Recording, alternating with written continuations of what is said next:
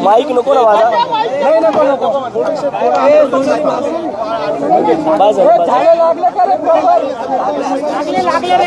थोडं मागं सारखा शांतता सर्वांनी शांतता बाळगा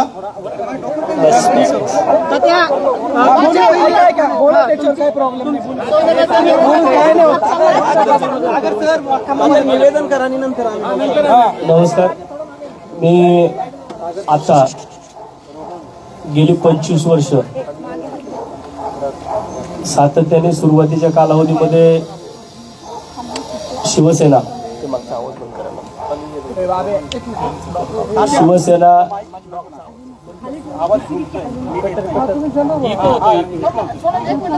सुरुवातीच्या काळामध्ये मी शिवसेनेमध्ये सन्माननीय राजसाहेब ठाकरेंसोबत काम केलं.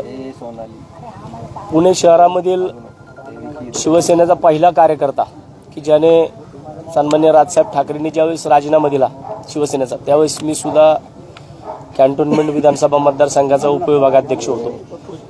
आणि त्यावेळेस शिवसेनेचा राजीनामा मी पण दिला आणि मी माझं स्वतःचं संपूर्ण जे काय माझं करिअर आहे ते सन्माननीय राजसाहेब ठाकरेंसोबत आजपर्यंत आहे. आणि आज मी माझ्या महाराष्ट्र नवनिर्माण सेनेच्या सदस्यत्व पदाचा आणि माझ्याकडे ज्या काही जबाबदाऱ्या आहेत, महाराष्ट्र नवनिर्माण सेनेचा मी सरचिटणीस आहे, मी बारामती लोकसभा मतदारसंघाचा संघटक आहे. या सगळ्या पदांचा मी आज राजीनामा दिला आहे. कारण गेल्या दीड वर्षापासून मी या पुणे शहरामध्ये लोकसभेची निवडणूक लढवण्यासाठी इच्छुक आहे. आणि वारंवार माझ्या शहरामधीलच काही पदाधिकारी जे काही कधी स्वतः इच्छुक नव्हते, परंतु ज्यावेळेस निवडणुका प्रत्यक्षात जवळ आल्या त्यावेळेस निवडणुकांच्या इच्छुकांची यादी पुढे वाढत गेली. आणि मागच्या महिन्यामध्ये ज्यावेळेस सन्माननीय राजसाहेब ठाकरेंनी सगळ्या लोकसभा मतदारसंघांचे अहवाल मागवले होते, त्याच्यामध्ये ज्या लोकांवरती पुणे शहराच्या जबाबदाऱ्या होत्या, ह्या लोकांनी पुणे शहरामध्ये जो अहवाल तयार केला त्या अहवालामध्ये पुणे शहर महाराष्ट्र नवनिर्माण सेनेची जी परिस्थिती आहे ती अतिशय नाजूक आहे असं जाणून बुजून या सगळ्या गोष्टी माननीय राजसाहेबांपर्यंत, माननीय अमित साहेबांपर्यंत पोहोचवल्या. एक निगेटिव्ह अहवाल जो पक्ष संघटना वाढीसाठी अतिशय मारक आहे, तो ह्या लोकांनी पुढे पाठवला. आणि तेव्हापासून पुणे शहरामध्ये महाराष्ट्र नवनिर्माण सेना लोकसभेची निवडणूक लढू शकत नाही अशा प्रकारचे ज्यावेळेस अप्रोच केले.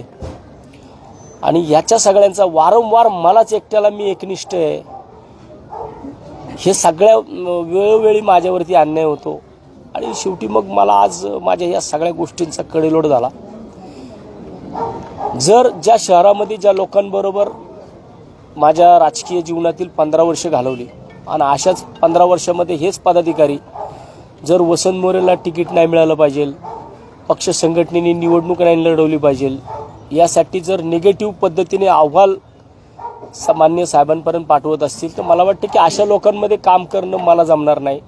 त्यामुळे मी आज माझ्या सगळ्या पदांचा मी माझ्या स्वतःच्या हाताने माझे सगळे परतीचे दोर कापलेले आहेत. मी आत्तापर्यंत मला संघटनेच्या अनेक लोकांचे फोन आले, मी सामान्य महाराष्ट्र सैनिकांचे फोन घेतलेत, परंतु मी कुठल्याही नेत्याचा फोन घेतलेला नाही मी आजपर्यंत. कारण मी हे सगळ्या गोष्टी मी वारंवार नेत्यांपर्यंत पोहोचवल्यात, पण नेत्यांना काय या गोष्टी कळत नाही आहेत. तुम्ही आत्ता का मला फोन करताय? मग एवढ्या दिवसामध्ये माझी तरफड तुम्हाला लोकांना कळली नाही का? म्हणजे वसंत मोरे स्वतःसाठी कधीच लढला नाही, कायम सामान्य महाराष्ट्र सैनिकांसाठी लढत आलाय. आणि मग जे पदाधिकारी माझ्याबरोबर आहेत, ज्यांनी माझे कार्यक्रम घेतले, त्या लोकांना दाबण्याची कामं होतात, त्या लोकांना त्रास दिला जातो. मग जर अशा पक्षामध्ये अशा लोकांमध्ये राहून जर माझ्यासोबत असणाऱ्या माझ्या साथीदारांवरती जर चुकीच्या कारवाई होत असतील, त्यांच्या पद काढण्यापर्यंत जर लोकांची मजाल जात असेल, मग अशा लोकांमध्ये, अशा शहरातल्या लोकांमध्ये काय राहून करायचं आपल्याला. त्याच्याकरता मी माननीय राजसाहेबांकडे सुद्धा मागच्या महिन्यामध्ये वेळ मागितली होती की साहेब मला पुणे शहराच्या लोकसभेसंदर्भात मला बोलायचंय. परंतु साहेबांनी सुद्धा मला त्या संदर्भामध्ये बोलले नाहीत. आणि मला वाटतं की जर अशा पद्धतीने पुणे शहरामध्ये जर राजकारण होणार असेल तर मग अशा लोकांमध्ये न राहिलेलं बरं. माझा वाद आजपर्यंत मान्य राजसाहेबांसंग कधी नव्हता, महाराष्ट्र नवनिर्माण सेनेसोबत सुद्धा नाहीये. परंतु ज्या चुकीच्या लोकांच्या हातामध्ये हे शहर दिले, ज्या चुकीच्या लोकांनी या शहराचं वाटोळं चालवले, इथला महाराष्ट्र सैनिक आज कोणत्या परिस्थितीमधून जातोय तो लोकांना माहिती आहे. माझा जो आजचा त्रास आहे, मी कोणत्या परिस्थितीत, मी काल रात्रभर झोपलेलो नाही. मी रात्रभर झोप आलेली नाही कालच्याला. मी रात्री विचार केला, कालच्याला माझी पोस्ट तुम्ही पाहिली असेल, अनेकांचे माझ्या पोस्टवरून मला फोन आले. परंतु इतकं सगळं करून मला काल का कुणी विचारलं नाही. मला आज राजीनामा दिल्यानंतर मला का फोन येतात सगळ्यांचे, प्रत्येक पक्षाच्या नेत्यापर्यंत मी माझं गाऱ्हाणं मांडत आलोय. निवडणूक लढवणं हा काय माझा गुन्हा आहे का? जर माझी पक्ष संघटना मला शहरामध्ये वाढवायची असेल तर निवडणूक लढली गेली पाहिजे. आणि पक्ष संघटना जर मोठी होत नसेल, काही लोक शहरामधील निवडणूक आपण लढवली नाही पाहिजे. कशा करता तुम्ही निगेटिव्ह अप्रोच करता, कशा करता तुम्ही निगेटिव्ह अहवाल साहेबांपर्यंत पाठवता. अरे या पुणे शहरामध्ये 2012 ते 2017 या कालावधीमध्ये सेकंड लार्जेस्ट पार्टी, दुय्यम पक्ष म्हणून महाराष्ट्र नवनिर्माण सेना होती. विरोधी पक्षनेता या शहराचा मी होतो. म्हणजे या शहरामध्ये मनसेची ताकद नाहीये का? या शहरामध्ये महाराष्ट्र नवनिर्माण सेनेची ताकद आहे. मी वारंवार सांगत होतो की या पुणे शहराचा पहिला खासदार हा वसंत मोरे होऊ शकतो. परंतु काही लोकांना वाटत नाहीये की वसंत मोरे हा स्वकेंद्रित राजकारण करतो, अशी लोक म्हणतात. आजपर्यंत हा आरोप माझ्यावरती फक्त लावताना पक्षाच्या कोर कमिटीच्या नेत्यांनी लावलेला आहे. महाराष्ट्र सैनिकांनी, एकाही महाराष्ट्र सैनिकांनी माझ्या विरोधामध्ये, मला आत्ता सुद्धा अनेक महाराष्ट्र सैनिक थांबवत होते. परंतु मला असं वाटतं की कुठवर या सगळ्या गोष्टी मी सहन करायच्या, कुठवर मी या सगळी माझी गाऱ्हाणे मांडत राहायची. मी माझं गाऱ्हाणं मांडायला गेलो तर तिथं लोकांना खोटं वाटतं. मग त्याच्यापेक्षा मी मागच्या वेळेस सुद्धा ज्या काही भूमिका माझ्या मांडल्या होत्या त्या भूमिकेमध्ये माझ्यावरतीच कारवाई झाली. आणि आता सुद्धा जर माझ्यावरतीच कारवाई होणार असेल तर मला वाटतं कुठल्याही पदावरती न राहिलेलं बरं. म्हणून मी आज माझ्या प्राथमिक सदस्यत्व पदाचा, माझ्या सरचिटणीस पदाचा, माझ्या संघटक पदाचा मी राजीनामा दिलाय. इथून पुढे मी अजून कुठल्याही पक्षामध्ये गेलेलो नाहीये. माझी जी काय भूमिका असेल ते पुणेकर माझे मायबाप आहेत, ज्यांनी मला एक स्थान दिलेलं आहे त्यांच्या मनामध्ये. पुणे शहरातले पुणेकर ठरवतील की वसंत मोरेने भविष्यात काय करायचं. पुणेकर म्हटले वसंत मोरेने लढायचं तर 100% वसंत मोरे एकटा लढणार आणि तो पुणेकरांसाठी लढणार. पुणेकर म्हटले की नाही थांबायचं, मी थांबणार. पण मला वाटतं की माझी लढाई सामान्य कुटुंबातल्या, मी एका शेतकरी कुटुंबातला आहे, मी कोण जागीरदार नाहीये. माझ्या घरातला मी पहिला राजकारणी आहे. इथपर्यंत मी पोहोचलो ना, तो मी स्वतःच्या हिमतीवरती पोहोचलेलो आहे. मी कुणाचे खुर्च्या, कुणाच्या मी कुबड्या घेऊन मी पुढे आलेलो नाहीये.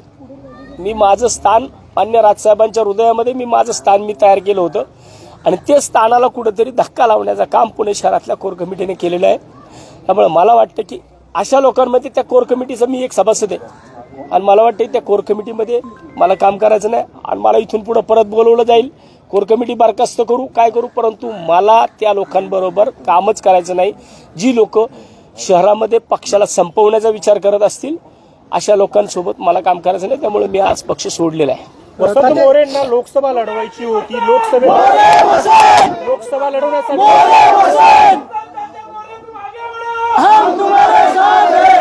लढवण्यासाठी वसंत मोरे सातत्याने इच्छुक होते. आता कुठं लोकसभेसाठी आपल्याला तिकीट मिळत नाहीये अशी शक्यता वाटते. त्यामुळे वसंत मोरेंनी राजीनामा दिलाय. असं नाहीये. मला वाटतं की निवडणूक लढवायची नाही लढवायची हा मान्य राजसाहेबांचा निर्णय आहे, परंतु अशा लोकांबरोबर मला राहायचंच नाहीये त्या पक्षामध्ये की ज्या पक्षामध्ये एवढं चांगलं वातावरण शहरामध्ये आहे. अगदी 2017 पर्यंत या शहरामध्ये सेकंड लार्जेस्ट पार्टी म्हणून महाराष्ट्र नवनिर्माण सेना होती. मग असं 5 वर्षामध्ये असं काय झालं की आज तुम्ही निगेटिव्ह अहवाल देताय. मग मी किती बी प्रयत्न केले, किती बी काही बी केलं तर मग काहीच होणार नाहीये. म्हणून मी आज या ठिकाणी असं कुठलं की पक्ष निवडणूक लढवणार नाही काय नाही, हा सन्मान्य राजसाहेबांचा आदेश आहे, सन्मान्य राजसाहेबांचा तो अधिकार आहे. त्यांनी त्याच्या बाबतीमध्ये निर्णय घ्यावा. मला आता महाराष्ट्र नवनिर्माण सेनेकडनं मी निवडणूक लढायला इच्छुक नाहीये. जर निवडणूक मनसेला लढायची असेल तर या जे काही इच्छुक आहेत 4 जण, ह्या 4 जण 4-5 इच्छुकांमध्ये कुणालाही साहेबांनी तिकीट देऊन त्यांना निवडून नाराजी फायनल आहे, कारण याच्या आधी देखील तुम्ही अनेकदा नाराजी व्यक्त केली, पक्ष सोडून जाईल अशी इथपर्यंत तुमची भूमिका टेकली होती. मात्र राजसाहेबांची भेट घेतल्यानंतर तुमची भूमिका बदलली, त्यामुळे आता जी आहे ते फायनल आहे का? तुम्ही राजीनामा देऊन पक्षातच राहणार आहात? राजीनाम्याची भूमिका ही फायनल भूमिका आहे का? मी माझे महाराष्ट्र नवनिर्माण सेनेमधील परतीचे सगळे दूर कापलेले आहेत. मी कोणत्याही परिस्थितीमध्ये महाराष्ट्र नवनिर्माण सेनेमध्ये परत जाणार नाही. तुमचं बोलणं झालं का राज ठाकरेंशी? नाही, मला आता कुठे जाणार, कुठल्या वाटेवर जाणार? वसंत मोरेंची दिशा पुणेकर ठरवतील. येणाऱ्या 2-3 दिवसामध्ये माझी जी भूमिका असेल ती मी जाहीर करेन. लोकसभा लढवण्याचा निर्णय ठाम आहे का? लोकसभा लढवणारच का? मी तेच सांगतोय, येणाऱ्या 2-3 दिवसामध्ये लोकसभेच्या संदर्भामध्ये माझी जी भूमिका असेल ती मी येणाऱ्या 2-3 दिवसामध्ये नक्की जाहीर करेन. कुठल्या पक्षात प्रवेश करणार आहात का अपक्ष आहात, म्हणजे कशा प्रकारे निवडणूक लढणार? अजूनपर्यंत मी फक्त महाराष्ट्र नवनिर्माण सेना या पक्षाचा राजीनामा दिलेला आहे. मी सदस्यत्व पदाचा राजीनामा दिला, सगळ्या पदांचा राजीनामा दिला. मी कुठल्या पक्षात जाणार ही माझी कुठलीच भूमिका मी अजून काहीच जाहीर केलं नाही किंवा मी कुठेही जाणार नाही. अजूनपर्यंत पुणेकर ज्या बाबतीमध्ये मला ज्या भूमिका सांगतील, कारण मी माझं फेसबुक लाईव्ह असेल, माझी सोशल मीडिया असेल, वेळ पडला तर मी शनिवारवाड्यावरती जाऊन त्या ठिकाणी पुणेकरांचा सही मागेल आणि मला त्या ठिकाणी पुणेकर सांगू शकतील मी निवडणूक लढवायची का नाही लढवायची. राज ठाकरेंनी परत तुम्हाला साथ घातली, राज ठाकरेंनी काय सांगितलं तर राजसाहेबांचं तुम्ही ऐकणार का? राजसाहेबांचं तुम्ही ऐकणार का? कदाचित पुढच्या 2 दिवसांमध्ये वरिष्ठ नेत्यांकडून तुमच्याशी बोलणं केलं जाईल, संपर्क केला जाईल. राज ठाकरे बोलले तर तुम्ही परत पक्षामध्ये येणार? तुमच्यासोबत किती अनेक जणांचे राजीनामे पण यायला आता सुरुवात झाली आहे किंवा राजीनामा दिला आतापर्यंत बऱ्याच जणांनी राजीनामे माझ्याकडे पाठवलेत. माझ्या व्हॉट्सअपवरती, फेसबुकवरती सुद्धा मला अनेक जणांचे राजीनामे आलेले आहेत. परंतु मी सांगतो की कोणीही कोणत्याही परिस्थितीमध्ये मी कुणालाही कंपल्शन केलेलं नाहीये. हा वसंत मोरेवरती झालेला अन्याय आहे. वसंत मोरे एकट्याने राजीनामा दिलाय. कुणीही पक्ष संघटना सोडू नका असं मी कुठल्या प्रत्येक पदाधिकाऱ्याला सांगितलंय. परंतु जो तो ज्याचा निर्णय आणि मला वाटतं की कार्यकर्त्यांनी घेतलेले निर्णय हे याच्यावरती कमीत कमी मनसेची भूमिका डबल पाहायला मिळाली. तुमच्या कार्यक्रमाला तुम्ही शर्मिला ठाकरेंना बोलवलं तर ते म्हणले की वसंत मोरे लोकसभेला दिल्लीत पाठवू आणि नंतर साईनाथ बाबरांकडे गेल्यानंतरही तेच म्हटल्या. मग ह्या भूमिकेत कुठं तुम्हाला तथ्य वाटतंय का, किंवा ही सगळी भूमिका तुम्हाला नाराज करणारी होती का? नाही, मला वाटतं की त्याच्यापेक्षा वहिनींपर्यंत ज्यांनी कुणी या गोष्टी बोलले त्यांनी पण स्वतःचं आत्मपरीक्षण केलं पाहिजे. नेत्यांना ज्या गोष्टी पोचवल्या जातात, ज्या गोष्टी नेत्यांपर्यंत सांगितल्या जातात, त्या गोष्टी नेते काय जागेवरती येऊन कुठल्या गोष्टी पाहत नाही. कुणी त्यांना ज्या गोष्टी सांगितल्या जातात त्या गोष्टी ते बोलतात. शहर मनसेत वसंत मोरेंची अडचण का उघडू शकतात? शरद पवारांची जी भेट घेतली होती त्याच्यानंतर जी चर्चा सुरू झाली त्यावर काय स्पष्टीकरण? नाही, मी पवार साहेबांची मी जी भेट घेतली होती किंवा मी जी सन्माननीय खासदार सुप्रियाताई सुळे यांचा मतदारसंघ आहे आणि त्या मतदारसंघामधला तो विषय होता. त्यामुळे मी त्यांच्याकडं बारामती लोकसभा मतदारसंघामधील त्या खेळाच्या मैदानाच्या आरक्षणाबाबतीत गेलो होतो. माझी त्या ठिकाणी कुठलीही राजकीय भूमिकासाठी मी गेलो नव्हतो. शहर मनसेला वसंत मोरे का नको होते? कारण महाराष्ट्र नवनिर्माण सेनेचा महाराष्ट्र सैनिक वसंत मोरेला लाईक करतो, तो इतरांना करत नाही. ही त्यांची मूळ अडचण आहे. तुम्ही राजसाहेबांना बोललात का याबाबत? राजसाहेबांशी बोलणं झालं का? राजीनाम्यावर ठाम राहणार आहात का? 100% मी जे माझे सर्व सहकारी मित्र आहेत यांच्यासोबत मी सकाळी 1 तास चर्चा केलेली आहे. 1 तास त्यांच्यासोबत चर्चा करून मी हा निर्णय घेतलाय आणि त्याच्यानंतरनं मी त्या निर्णयापर्यंत गेलोय. मला वाटतं की मी कोणत्याही परिस्थितीमध्ये माझ्या निर्णयावरून माघारी फिरणार नाही. तुम्ही ज्यावेळेस बोंगेची भूमिका घेतली, तात्या तुम्ही बोंगेची भूमिका घेतली, तुमचं तडकाफडकी शहराध्यक्षपद काढण्यात आलं, तिथून खरं या चर्चेंना सुरुवात झाली का? म्हणजे वसंत मोरेंचं शहराध्यक्षपद काढल्यामुळे इतर कार्यकर्त्यांना वाव मिळाला का? तो विषय वेगळा होता. सुरू झाला तुमच्यावर. आणि किती नाही सगळ्यात महत्वाचं, किती दिवस झाले तुम्ही अन्याय सहन केला? किती दिवस झाले? गेल्या 2-3 नाही दिवस सांगू द्या. 1 मिनिट मिकीबाई 1 मिनिट. किती दिवस झाले? दिवसांबद्दल सांगा सर नेमकं तुमच्यावरती कशा स्वरूपाचा अन्याय होतो जरा स्पष्टीकरण देऊन सांगा. त्याच्या अगोदर फक्त किती दिवस मेन्शन करा फक्त. मला गेल्या 2-3 वर्षापासून साधारण 3 वर्ष होत आहेत. 3 वर्ष 2021ला मला वाटतं की मी शहराध्यक्ष होतो. 22, 23, 24 साधारण 2 वर्ष होऊन गेले. 2 वर्षापासून मला वारंवार ह्या गोष्टींना सामोरे जावं लागते. गेल्या 2 वर्षामध्ये मी संघटना वाढीसाठी जे प्रयत्न केले ते मला वाटते की ती संघटना संपवण्यासाठी सगळं कार्यक्रम झाला. आणि आता जर शहरामध्ये तुम्ही जाऊन बघताल किंवा सामान्य महाराष्ट्र सैनिकांकडे जरी तुम्ही याची चौकशी केली तरी तुम्हाला ते लोक सांगू शकतात. राज ठाकरेंने खूप दिवसापासून होतात. अनेकदा नाराजी बोलून दाखवल्या, पण नाशिकमध्ये जो परवा 1 मिनिट सर, तुम्ही अनेकदा बोलून दाखवला होतात नाराजी. पक्षवाढीबद्दल तुमची भूमिका तुम्ही स्पष्ट केली होती इतर नेत्यांना टीका करताना, पण नाशिकमध्ये असे काही झाले का? कारण अचानक तडकाफडकी तुम्ही हा निर्णय घेतला. 2 वर्षापासून आवाज उठवता नाशिकमध्ये योग्य मान मिळालं? नाशिकमध्ये मानाचा काही विषय नाही. वसंत मोरे जमिनीवरती बसणारा कार्यकर्ता आहे. मानापणाचा विषय नाहीये. परंतु महाराष्ट्र नवनिर्माण सेना पुणे शहर लोकसभा लढू इच्छित नाही. पुणे शहरामध्ये महाराष्ट्र नवनिर्माण सेनेची ताकद नाही. आदल्या दिवशी ज्यावेळेस मान्य राजसाहेब पुण्यामध्ये आले होते त्या टायमाला पुणे शहरामध्ये शाखाध्यक्षांच्या कुणी मिटिंगा घेतल्या, कुणी शाखाध्यक्षांना सांगितलं की उद्या जर राजसाहेबांनी तुमची मिटिंग घेतली, तुम्हाला बोलवलं तर तुम्ही तिकडं सांगा की शहरामध्ये जेमतेम वातावरण आहे, वातावरण निवडणूक लढण्यासारखं वातावरण नाहीये. असं तुम्ही कार्यकर्त्यांना बोलून घेऊन जर सांगत असताल म्हणजे याचा अर्थ तुम्हाला निवडणूक लढू द्यायची नाहीये. महाराष्ट्र सैनिकाला निवडणूक लढायची होती, परंतु जे नेते आहेत ह्या नेत्यांना निवडणूक लढून द्यायची नव्हती. म्हणून जो अहवाल पाठवला गेला मुंबईला तो निगेटिव्ह पाठवला गेला. आणि अजून सुद्धा सामान्य महाराष्ट्र सैनिकांना सांगितलं जातं की तुम्ही कोणत्याही परिस्थितीमध्ये वातावरण नाही असं सांगा.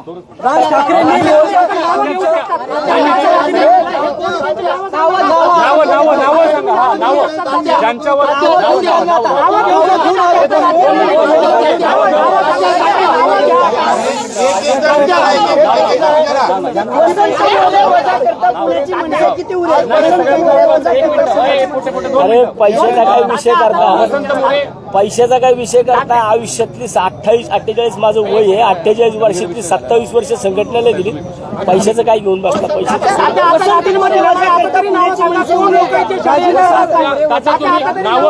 पक्ष संघटना कधी संपत नसते. मला वाटतं पक्ष संघटना ही संपू शकणार नाही, परंतु पक्ष संघटना संपवणारे विचार संपवले पाहिजेत पुण्यातले पहिले.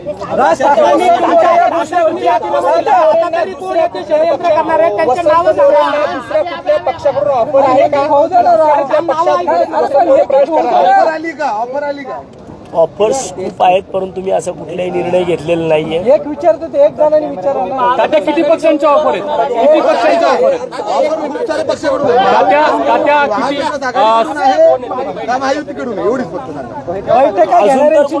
भविष्यात कळेल. आणि राज ठाकरेंनी या गोष्टीवरती आता बोलणं टाळलेलं आहे. त्यांना विचारण्याचा प्रयत्न केला, ते म्हटले तुम्ही इथून निघून जा, मी काय बोलणार नाही. म्हणजे तुम्हाला त्यांनी सबसेंट टाळलं असं दिसतंय. मला बघा, मला टाळू द्या नाही टाळू द्या, पण मी तर कोणत्याही परिस्थितीमध्ये मला त्या ठिकाणी थांबायचंच नाहीये. ज्या ठिकाणी साहेबांच्या ठिकाणी साहेब मुंबईला असतात, परंतु पुण्यामध्ये जो वारंवार कुठल्या कार्यक्रमांना न बोलवणे, आल्यानंतर न त्या कार्यक्रमामध्ये न थांबणे, किंवा माझे जे आत्ता मी कार्यक्रम पुणे शहरामध्ये महाराष्ट्र नवनिर्माण सेना म्हणून 7 ते 8 कार्यक्रम घेतले. या कुठल्याही कार्यक्रमाला कुठलाही पदाधिकारी, काल कॅम्पामध्ये एक कार्यक्रम झाला, म्हणजे त्या कार्यक्रमाला एक पदाधिकारी आला, तो पदाधिकारी स्टेजवरती चढण्याच्या अगोदरच तो निघून गेला. तो थांबला सुद्धा नाही मला त्या ठिकाणी बघितल्यानंतर. म्हणजे मी नक्की कोण आहे? पक्षामध्ये मी काय दहशतवादी आहे का? मी मान्य राजसाहेबांचे फोटो लावलेत, पक्षाचे झेंडे लावलेत, पक्षाचा कार्यक्रम घेतो आणि पक्षाचे पदाधिकारी स्टेजवरती येण्या अगोदर 4 वेळा विचार करतात वसंत मोरेबरोबर उभं राहू का नको. मग मला असं वाटतं की माझ्याबरोबर राहणारे कार्यकर्त्यांना जर अशा पद्धतीने त्रास होत असेल आणि ते पुण्यातले पदाधिकारी देत असतील तर मग अशा लोकांबरोबर का राहायचं, म्हणून मी ही भूमिका आता घेतली. भूमिका घेतलीये, तुमची भूमिका तुम्ही राज ठाकरेपर्यंत देखील पोहोचवली. अनेकदा वेळोवेळी अशा प्रकारची तुम्ही नाराजी देखील व्यक्त केली. पण राज ठाकरेंना हे कळत नाही का की वसंत मोरेंवर अन्याय होतो?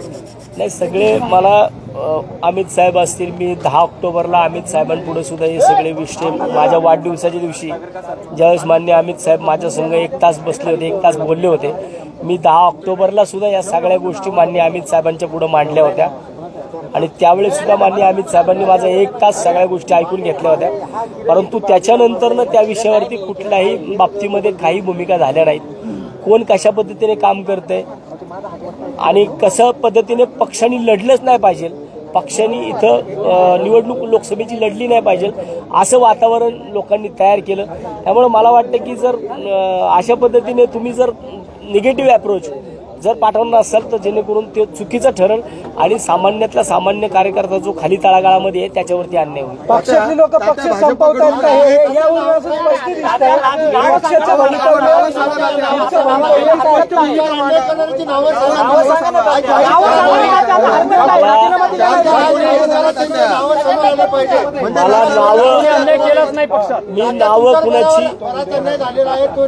मी नावं कुणाची घेणार नाही. मला वाटतं की सामान्यातला सामान्य महाराष्ट्र सैनिकाला विचारलं ना पदाधिकाऱ्याला तर तो सांगू शकेल नावं की कोण आहेत. तुम्ही सांगा सामान्य तुम्ही नावं सांगा. वेळ आली आहे, तुम्ही नावं सांगायला हरकत काय? नावं योग्य वेळी ह्या सगळ्या गोष्टी समोर येतील. सगळ्यांची नावं योग्य वेळी मी सांगेल. भाजपकडून अनेक आमदारांना म्हणजे पक्षात प्रवेश केला जातोय. मुख्यमंत्री माजी मुख्यमंत्री देखील त्याच्यात भाजपमध्ये प्रवेश होत आहे. तुम्हाला देखील भाजपकडून असं काही दमदाटी ऑफर आहे का? नाही, दमदाटी करायला माझ्याकडे आहे काय? माझ्याकडे जे आहे ना ते स्वकष्टार्जित इन्कमिंग खूप आहे भाजपमध्ये. तुम्हाला संधी भाजपमध्ये इन्कमिंग असेल. मला वाटते की मला तसा कुठला निरोप नाहीये आणि तसं काय वाटत असेल असं काय माझ्याकडे ईडी बिडी असं काय येऊ शकत नाही. कारण जे काय आहे ते सगळं स्वतःचं कष्टाचे. तुम्ही शेवटच्या निवडणुकीत एकही आमदार नव्हता आणि असं असताना तुम्हाला असा विश्वास कुठून वाटतो की लोकसभा आपल्याकडे आली पाहिजे, जिंकली पाहिजे? ते लढली असते जोरावर तुम्ही म्हणू शकता की मनसे जिंकू शकते जागा. आणि दुसरीकडे तुम्ही असं म्हणता की भाजपकडून निरोप नाही पण अनेक पक्षांच्या ऑफर आहेत. म्हणजे महाविकास आघाडीतल्या पक्षांच्या ऑफर आहेत का? तात्या तुम्हाला एक मिनिट किरण शेठ, जिंकेल असं तुम्हाला का वाटतं? भाजपकडून निरोप नाही आणि बाकी पक्षांकडून निरोप आहे तर महाविकास आघाडीतल्या पक्षांकडून निरोप आहे असं तुम्ही म्हणताय का? मी असं म्हटलेलं नाही. मी तुम्हाला सांगितलंय की खूप आता हे आत्ताची ऑफर नाही आहेत. ऑफर ह्या सुरुवातीपासून आहेत. त्या तुमच्या जग जाहीर मी केलेल्या आहेत. अनेक वेळा तुमच्या समोर एकदा सांगा कुठल्या सगळ्या तुम्हाला लोकांना माहिती आहे की पुन्हा सांगा.